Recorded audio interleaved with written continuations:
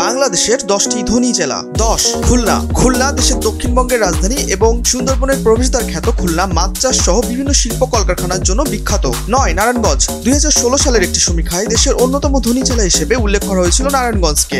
8 গাজীপুর। এটি একটি শিল্প অঞ্চল এবং অর্থনৈতিকভাবে গুরুত্বপূর্ণ। দেশের বহু শিল্প কলকারখানা গাজীপুরে রয়েছে। 7 মানিকগঞ্জ। মানিকগঞ্জ অর্থনৈতিকভাবে সমৃদ্ধ একটি জেলা। 6 হবিগঞ্জ। চা, গ্যাস, রাবার এবং কৃষি পণ্যের উৎপাদন এই জেলাকে অর্থনৈতিকভাবে এগিয়ে রেখেছে। 5 কুমিল্লা। কুমিল্লা দেশের পঞ্চম উন্নত ও ধনী জেলা। অর্থনৈতিকভাবে কুমিল্লা খুবই গুরুত্বপূর্ণ একটি জেলা। 4 চট্টগ্রাম। চট্টগ্রাম দেশের বাণিজ্যিক রাজধানী। বাংলাদেশের প্রবেশদ্বার চট্টগ্রাম দেশের অর্থনীতির মেরুদণ্ড। 3 সিলেট। প্রাকৃতিক সম্পদ এবং প্রবাসী আয়ের কারণে এটি অর্থনৈতিকভাবে খুবই শক্তিশালী। 2 নোয়াখালী। নোয়াখালী দেশের দ্বিতীয় ধনী জেলা হিসেবে পরিচিত।